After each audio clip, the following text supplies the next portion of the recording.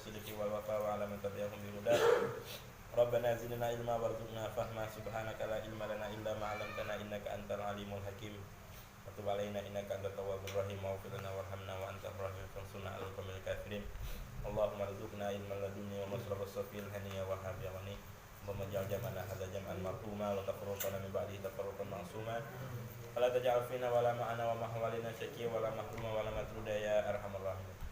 Mudah-mudahan kita minta kepada Allah Subhanahu wa taala, Allah istiqomahkan, Allah mantapkan hati kita, dan Allah diri kita untuk selalu berbuat baik, untuk berada di tempat yang baik, dikumpulkan bersama orang yang paling baik, baginda Nabi Muhammad sallallahu alaihi wasallam nanti di surganya. Amin amin ya rabbal alamin. Begitu juga niat kita, niat-niat yang soleh, bukan hanya silaturahim, bukan hanya duduk di majelis, tapi kita mendengarkan ataupun saling berbagi manfaat, memperdalam ilmu agama kita, saling menasihati dalam ketakwaan, saling menasihati dalam kesabaran. Begitu juga niat untuk Allah samakan kita, Allah miripkan kita dengan perkumpulan-perkumpulan orang soleh. Baik, kita bahas pada pertemuan pertama kita ini, insyaallah kitab Fathul Mu'in yang dikarang oleh di sini ya Syekh Zainuddin Ibnu Syekh Abdul Aziz. Ya. Jadi Syekh Zainuddin ini punya kakek namanya Zainuddin juga. Beliau mengarang kitab Hidayatul Azkiyah. Jadi si kakek yang mengarang kitab Hidayatul Azkiyah namanya Zainuddin. Punya anak namanya Abdul Aziz. Abdul Aziz punya anak Zainuddin. Zainuddin nanti punya anak lagi Abdul Aziz. Subhanallah. Jadi walaupun nasab sampai 1000 gampang ingatnya. Zainuddin ya, bin Abdul Aziz. Zainuddin bin Abdul Aziz. Ya, begitu. Baik. Beliau memulai di dalam kitabnya sebagaimana biasa para ulama kita terdahulu ketika mereka melakukan hal yang baik, ya, beribadah ataupun itu mengarang kitab, belajar, mereka memulai dengan bismillahirrahmanirrahim. Untuk apa? Dengan mengambil berkah dengan nama Allah, lafzul jalalah. Ya. Litabarruk. Ya. Begitu juga beliau, ya, para ulama kita itu tetap ya ketika berdoa mereka tidak lepas dengan bismillah, hamdalah, sholawat. Begitu juga ketika mengarang kitab. Ya. Karena ada hadisnya bahwasanya ketika melakukan kebaikan, ya, tidak dimulai dengan bismillah. Dalam riwayat juga disebutkan jika melakukan kebaikan tidak dimulai dengan hamdalah, maka berkuranglah keberkahan di dalam kebaikan tersebut. Maka dari itu mereka tidak ingin lepas dari mengambil berkah dengan kalimat basmalah, bismillahirrahmanirrahim, dan hamdalah. Basmalah dan hamdalah ini singkatan, tapi yang dimaksudkan ialah kepanjangannya. Maka kalau kita jangan pula kita hadir di suatu majelis, ada orang tuh nutup pakai bahasa Indonesia, ya. Baik, kita hadiri, kita akhiri majelis kita dengan mengucapkan hamdalah kan. Tapi alhamdulillah. Ya, sebutannya menyingkat, tapi yang dimaksud ialah kepanjangannya. Basmalah, bismillahirrahmanirrahim. Baik. Beliau mengawali kitabnya dengan bismillahirrahmanirrahim. Alhamdulillahi rabbil alamin. Wassalatu wassalamu ala sayyidina Rasulillah ya rasuli ajmain. Ya. Di sini beliau menyebutkan dalam firman Allah Subhanahu wa taala, alhamdulillahilladzi hadana li hadza wa ma kunna linahtadiya laula an hadanallah. Ya, puji syukur kita kepada Allah Subhanahu wa taala yang telah memberikan kita hidayah. Wa ma kunna linahtadiya laula an hadanallah. Dan tidak sekali-kali pun kita mendapatkan hidayah kecuali dari Allah Subhanahu wa taala. Jikalau wallahu yahdi may yasha, Allah itu memberikan hidayah kepada siapa yang Ia kehendaki. Maka wa may yudlil fala hadiyalah.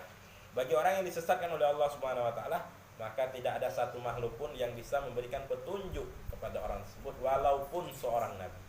Ya. Baik. Begitu juga beliau bersalawat kepada Rasulullah sallallahu alaihi wasallam. Ya. Maka dari itu bersalawat kepada Rasulullah itu disunnahkan memakai salam.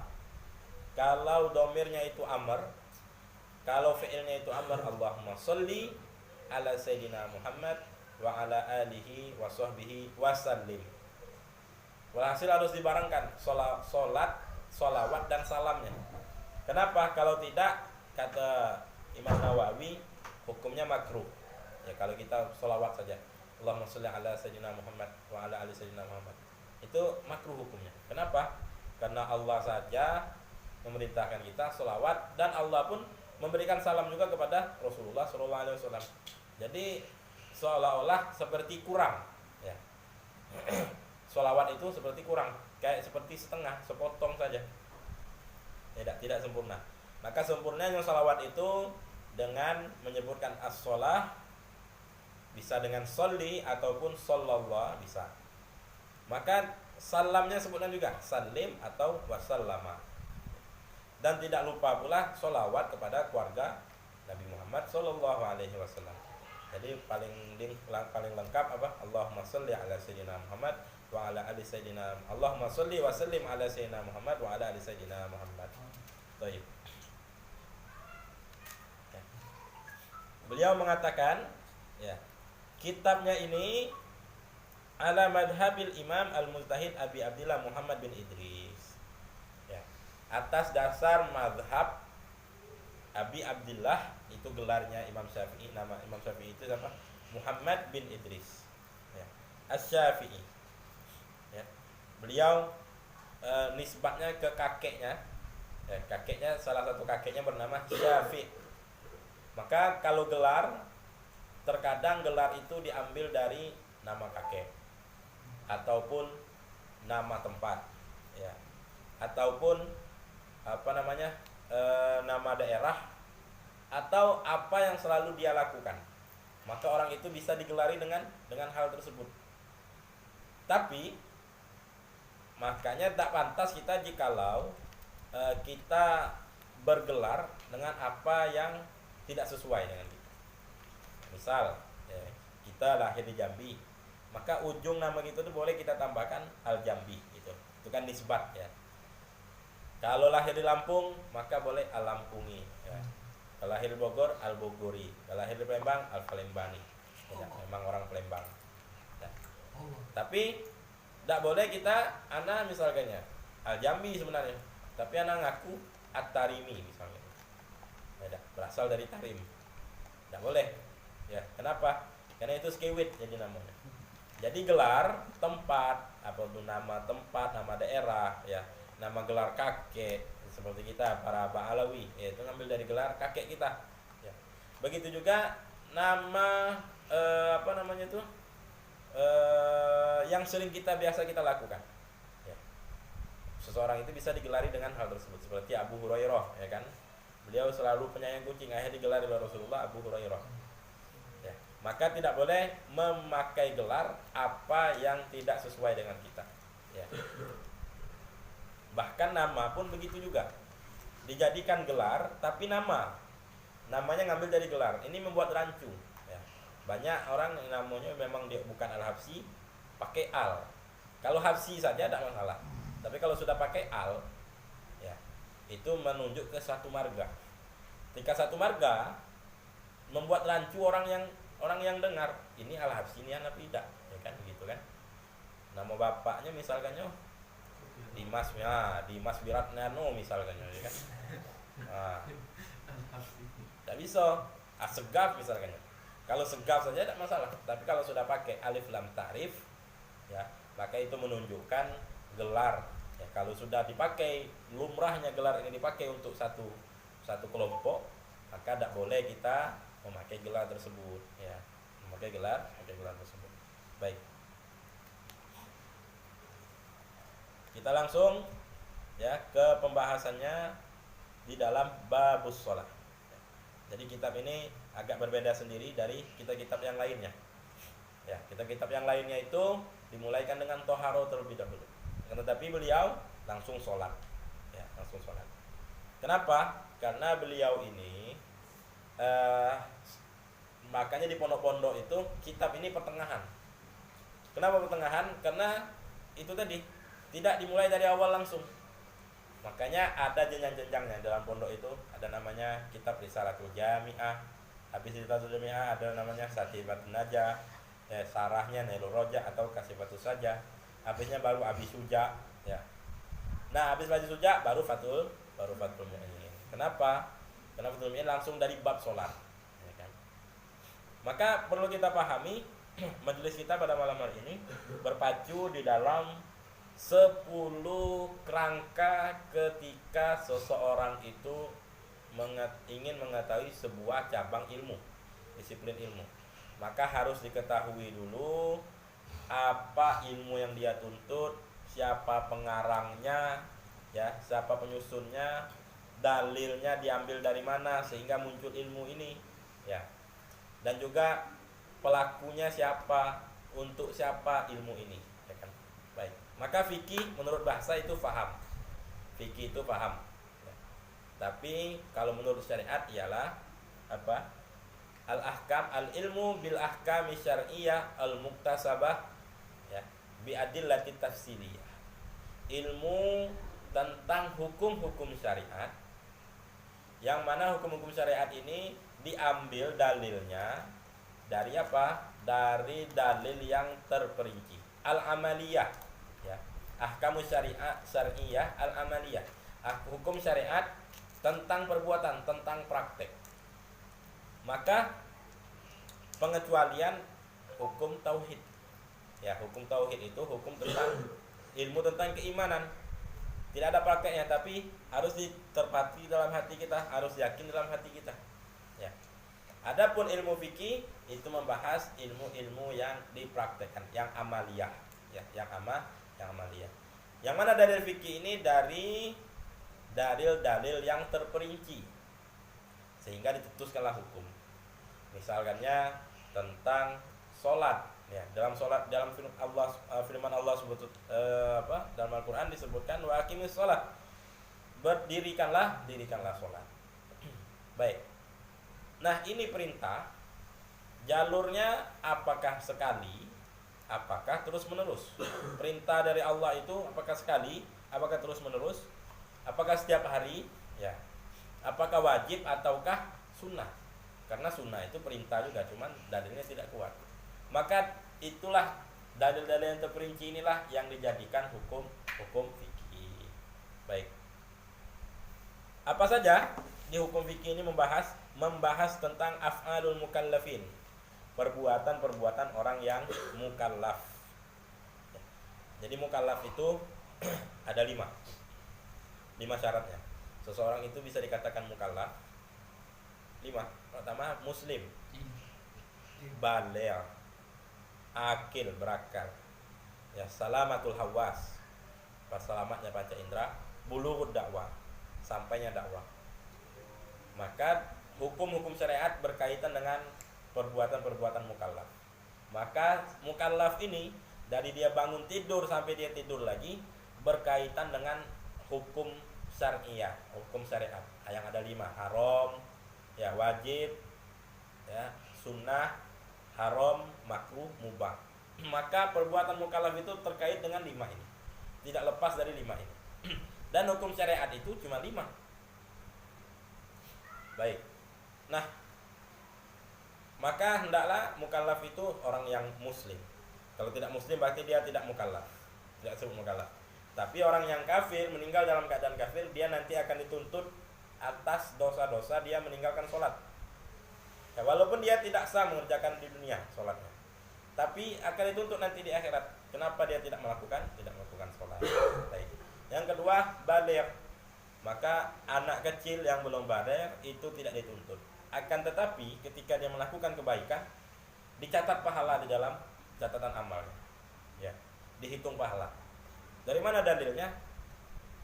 Ketika Rasulullah SAW ditanya oleh seorang ibu yang membawa bayi, ya Rasulullah, alahul hajj, wahai Rasulullah, apakah untuk anakku ini pahala haji ketika dia melaksanakan haji, aku bawa haji? Kata Rasulullah, na'am, ya, lahul hajj, kata Rasulullah, dia haji, lahul hajju wa thawab, bagi dia haji dan pahala haji. Berarti apa? Anak kecil yang belum baligh itu ketika dia melakukan kebaikan itu seperti ditabung dulu, ya, kebaikan-kebaikannya tadi. Dan juga Siapa yang dapat pahala? Yang dapat pahala yang mengajarkannya, ya. Yang membiayainya untuk mengetahui perbuatan tersebut. Orang tuanya, gurunya yang mendapat pahala. Tapi jikalau anak kecil itu dia melakukan kejelekan, melakukan kemaksiatan, maka kemaksiatannya itu tidak bisa disebut maksiat, tidak bisa disebut dia dapat dosa. Mengapa? Karena dia belum baligh. Maka maksiat itu untuk orang yang sudah baligh, untuk orang yang mukallaf, yang sudah baligh. Adapun ketika anak kecil dia melakukan maksiat, na'udzubillah min dzalik, misalkannya anak kecil minum khamar, ya, yang belum baligh, anak yang belum baligh minum khamar misalkannya. Atau na'udzubillah min dzalik mencuri, ya. Maka mencurinya anak kecil, minum khamarnya anak kecil itu tidak dosa, tapi itu perbuatan mungkar. Yang mana nanti Rasulullah memerintahkan kita untuk mencegah kemungkaran. Ya. Man ra'a minkumul munkara falyughayyirhu biyadihi. Nah, siapa yang kalian melihat kemungkaran, maka rubahlah dengan tanganmu itu. Kemungkaran itu rubahlah dengan tangan. Jadi hikmahnya Rasulullah menyebut mungkar di sini, maka mencakup siapa saja. Itu maksiat atau itu perbuatan mungkar yang dilakukan oleh anak yang belum baligh, maka harus dicegah. Jangan sampai kita bilang maklum, masih kecil, ya. Jadi kita biayalah. Misalnya, lah sudah beli nomor misalnya budak kecil ini tadi, kan. Maklum lah masih kecil, belum lulus solum dia itu. Tidak boleh, karena ini sudah perbuatan kemungkar. Kalau seandainya Rasulullah nyebut man ra'a minkumul maksiyah, kalau seandainya Rasulullah bilang barang siapa dari kalian melihat maksiat, maka kalau kita melihat budak kecil melakukan kemungkaran tadi, tidak wajib kita tegur. Kenapa? Karena Rasulullah bilangnya siapa yang melihat maksiat. Tapi tidak, Rasulullah bilang barang siapa yang melihat kemungkaran, maka kemungkaran ini mau dilakukan sama orang yang mukallaf atau bukan mukallaf harus dicegah, ya, harus dilarang. Baik. Siapa pengarang, penghimpun ilmu fikih? Ialah a'immatil madzhab. Ya, imam-imam mazhab. Imam mazhab yang tertua dalam 4 mazhab Abu Hanifah, mazhab Hanafi. Yang kedua mazhab Maliki, yang ketiga mazhab Syafi'i, yang keempat mazhab Hambali. Maka mereka inilah penghimpun, ya, yang mencetuskan mazhab ini. Maka sekali lagi mazhab berbeda dengan manhaj. Kalau manhaj itu jalan hidup Muslim, ya, Islam, itu manhaj namanya. Tapi kalau mazhab ialah bagian-bagian yang cabang, bukan masalah akidah. Maka tidak bisa kita bilang itu beda manhaj sama mana. Kalau mana manhaj NU, kalau dia manhaj Muhammadiyah. Tidak bisa, ini salah penyebutan. Layaknya bukan manhaj, ya, tapi adillah, ya, tapi dalil. Maka berhubung ini dalil dari 4 mazhab, maka boleh saja kita lakukan dari 4 ini. Tapi harus pilih salah satu. Tidak bisa kita 4-4-nya kita jalankan. Ya. Kenapa? Tidak bisa 4-4-nya? Karena masing-masing mazhab ini dia mempunyai syarat dan rukun dan hal yang membatalkan. Maka tidak bisa kalau menurut mazhab Syafi'i batal kita jalankan, tapi di waktu yang sama kita ngambil mazhab Maliki yang bilang tidak batal, ya, yang bilang sah. Mazhab Syafi'i bilang tidak sah, di waktu yang sama kita ngambil mazhab Maliki yang bilang sah. Tidak bisa, ya. Kenapa? Karena satu ibadah itu, ya, dengan satu dalil yang bisa kita ikuti.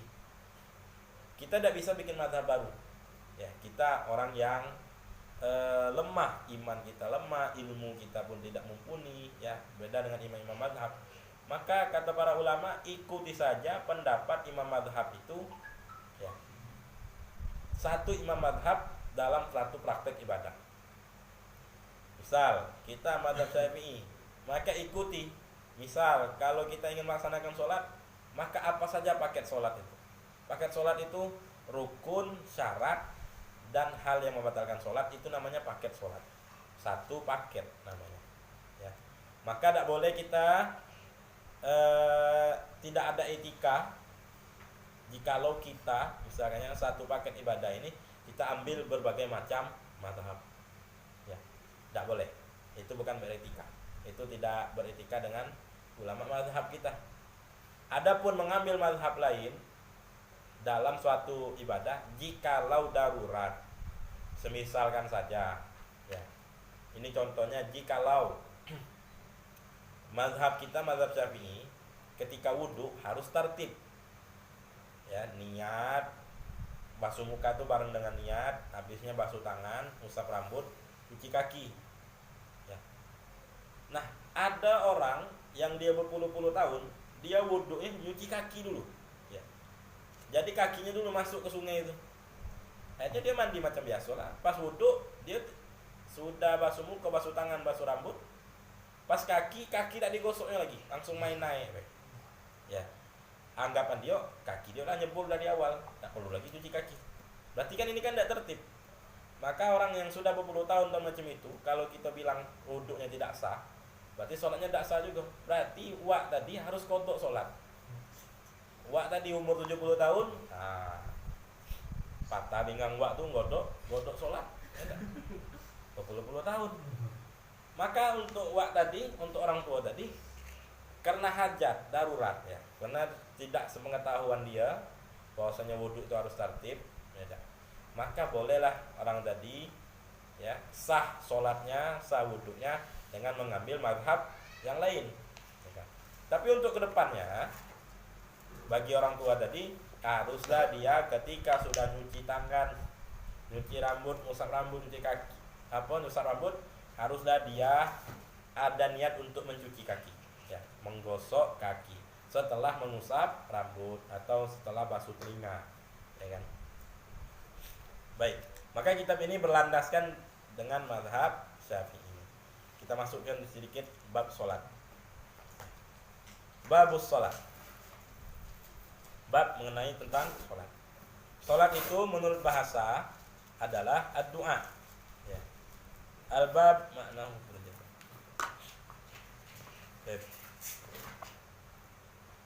sholat ini menurut bahasa adalah doa.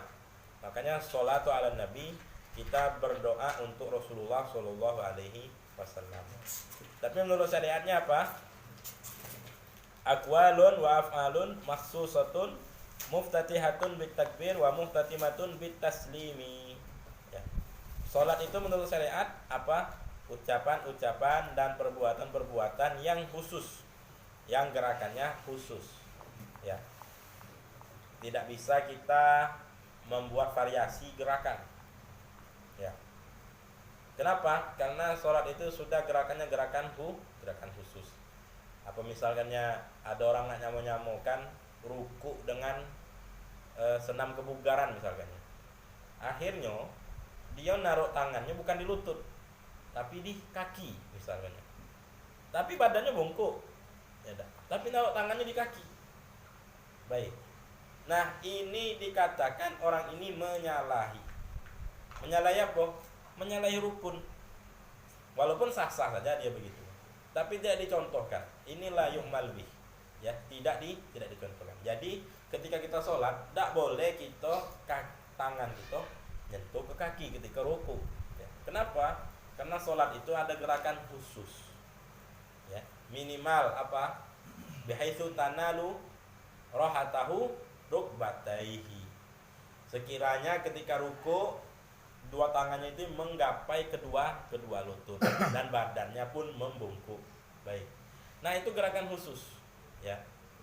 Maka tidak boleh kita variasikan, misalkannya seling misalkannya. Tidak. Tangan kanan nyentuh lutut kiri, tangan kiri nyentuh lutut kanan. Tidak bisa, ya, karena sholat itu gerakan khusus. Yang mana biasanya sholat ini itu diawali dengan takbiratul ihram, ya. Dan juga diakhiri biasanya salam, ya. Itu menurut kebiasaan. Berbeda dengan sholatnya orang yang terikat, ya. Atau sholatnya orang yang yang terikat, ya, marbutah, sholat marbut, ya. Sholat orang yang bisu, ya. Misalnya ada suatu penyakit, ketika pas dia besar bisu dia. Ya. Atau sholat orang yang dia punya penyakit, maka terkadang tidak bisa mengucapkan, terkadang bisa mengucapkan tapi tidak bisa bergerak. Ya, maka itu tetap dinamakan sholat bagi orang tersebut. Ya, adapun diawali dengan salam, habisnya diakhiri dengan diawali dengan takbir dan diakhiri dengan salam, ya, dengan gerakan-gerakan itu tadi, itu menurut kebiasaan. Tapi bagi orang yang uzur, dia sebisanya sholat ala kadar, maka sah-sah saja karena dia uzur. Baik.